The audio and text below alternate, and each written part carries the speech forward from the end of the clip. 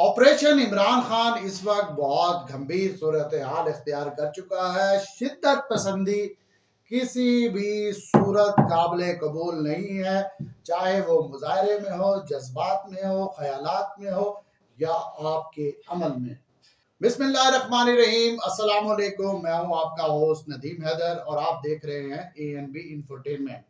इस वक्त जो मुल्क की सूरत हाल है, हर शख्स अपने राय के मुताबिक जो है तज्जिए पेश कर रहा है और इस वक्त खास तौर पर लाहौर की जो सूरत हाल आवाम को दिखाई जा रही है और लोगों के जो तज्जिए आ रहे हैं, तो ये जाहिर किया जा रहा है कि खुदा न खास्ता लाहौर इस वक्त कोई श्रीलंका की सूरत हाल इख्तियार कर चुका है।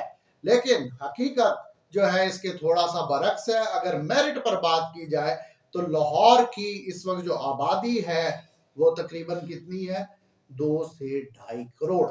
और ये लोग जो एहतजाज के लिए निकले हैं, जो सूरत हाल इन्होंने इख्तियार की, अगर इनका तरीकाकार दुरुस्त होता तो लोगों की एक बहुत बड़ी तादाद है जो कि इमरान खान को पसंद करती है, इसमें कोई शक नहीं है। उन्होंने इनके साथ निकलना था और इस एहतजाज को मजीद मौसर बनाना था।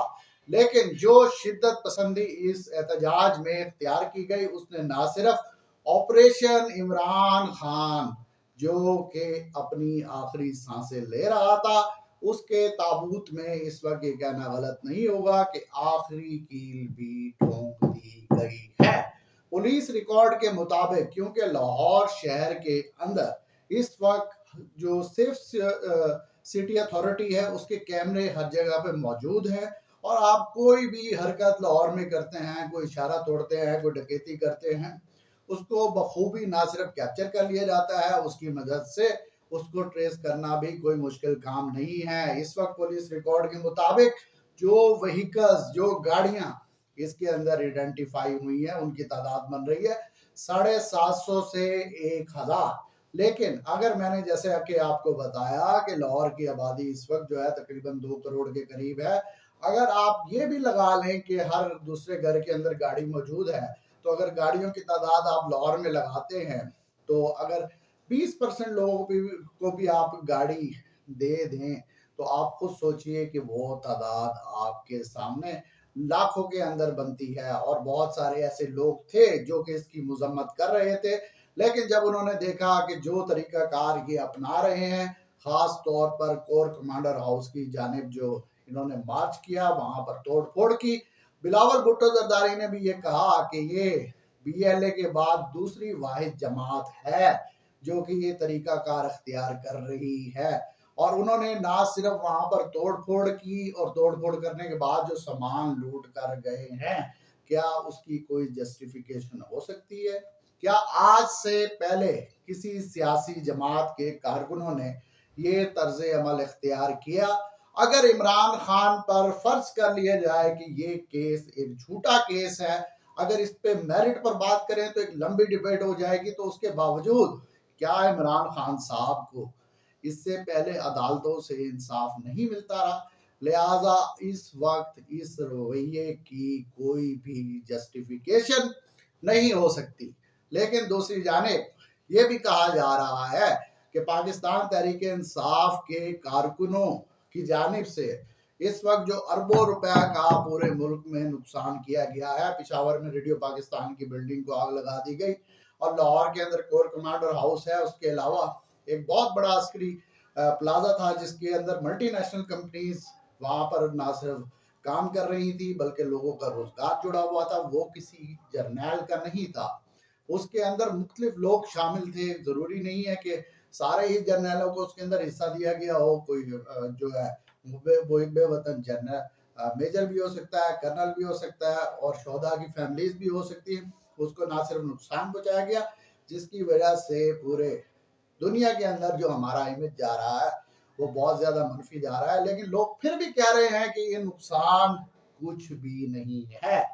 वो नुकसान जो पाकिस्तान तहरीक इंसाफ की क़यादत और इमरान खान के लोग मौजूद जो थे, उन्होंने जिस तरीके से इमरान खान को मुख्तलिफ मौक़ों पर ना सिर्फ मिसगाइड किया बल्कि उनके जहन में इस तरह की बातें डाली गई कि वो ना सिर्फ अपनी तकरीरों के अंदर अपने आप को एक कौम के लिए मसीहा समझने लगे और इसी तरह की वो गुफ्तगू करना शुरू हो गए कि मैं तुम्हें बताऊंगा कि ला इलाहा का मतलब क्या है। और नाउजुबिल्लाह जो उनके कारकुन थे उनमें से जो बहुत ज्यादा तशवीशनाक बात यह है, जो रवैया आज आप देख रहे हैं उसके पीछे ये सोच है कि उन कारकुनों में से एक छोटी बच्ची इमरान खान साहब के सामने कहती है कि नाउजुबिल्लाह पैगंबर के बाद अगर कोई लीडर हमें मिला है तो वो आप हैं।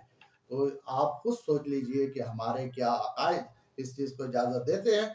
एक बच्ची अगर कोई इस तरह की गुफ्तगू किसी तक मजमे में आकर करती है तो जाहिर बात है उसके पेरेंट्स ने, उसके घर वालों ने उसको कुछ ना कुछ तो समझाया है, किसी सोच के तहत तो आए हैं।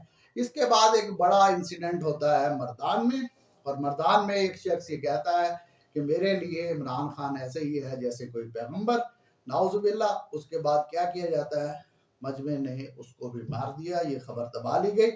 लेकिन इन दोनों वाकयात आपके सामने बयान करने का मकसद ये है कि कौम को इस वक्त जो जहनी तौर पर, इखलाकी तौर पर जो नुकसान पहुंचा दिया गया है, आने वाले वक्तों में उसका अजाला करना बहुत मुश्किल होगा। इसलिए ज़रूरी था कि इस वक्त हुकूमत, हमारी अफवाज, पाक फौज थोड़ा सब्र व तहम्मुल का मुजाहरा करती। अगर वो कोर कमांडर हाउस अगर कोई घुसना चाह रहे थे तो उन्होंने अगर मजामत करते और उस वक्त खुदा ना खास्ता अगर कोई लोगों की जानें चली जाती तो सिर्फ यही कहा जाता कि फौज ने अपने ही शहरियों पर गोली चला दी।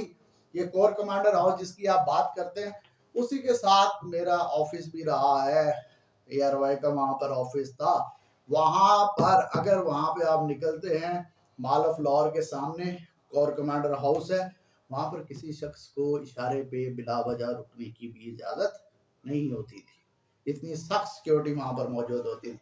लेकिन जिस वक्त ये ऐलान किया गया और अब ये कह रहे हैं कि वो पाकिस्तान तहरीक इंसाफ के कारकुन नहीं थे, बाहर से कोई लोग आए थे, लेकिन ऐलान तो भाई कारकुनों को ही किसी ने डायरेक्शन दी है ना, तो वो डायरेक्शन देने वाला कौन था?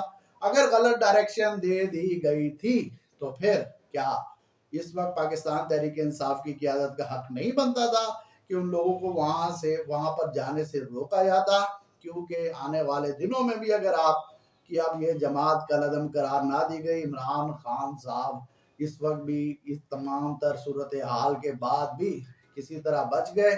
उस केस के अंदर अलकादिर ट्रस्ट केस, जिसके बारे में मैं अपने आने वाले व्लॉग में आपको कभी बताऊंगा, ओपन एंड शट केस है।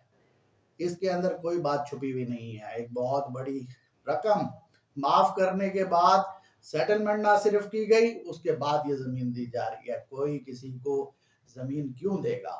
और वो देने वाला कौन है? मलिक रियाज साहब। अगर मलिक रियाज की बात की जाए तो मलिक रियाज साहब किसके ज्यादा करीब थे? आसिफ अली जरदारी के ज्यादा करीब थे। और इमरान खान साहब कौन है?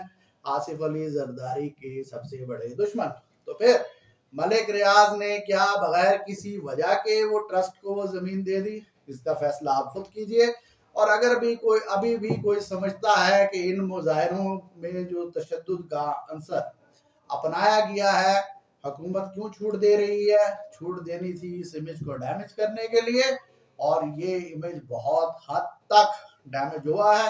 अब जो लोग इसके अंदर मुलविस रहे हैं, आला क़यादत के बाद सेकंड लीडरशिप की बारी आएगी और उसके बाद तमाम फुटेज और तमाम गाड़ियों के नंबर और लोगों की शनाख्त का अमल जारी है। जल्द आप देखेंगे अपने इर्द गिर्द किसी के घर पे छापा पड़ेगा और उसको पकड़ के ले जाया जाएगा और कहा जाएगा कि भाई ये मोर कहाँ से लाए थे? अब मोरनी नानी तेरी मोरनी को मोर ले गया। ये आपको मैं अगले व्लॉग में बताऊंगा। और इसी के साथ अपना ख्याल रखिएगा। इजाजत दीजिए।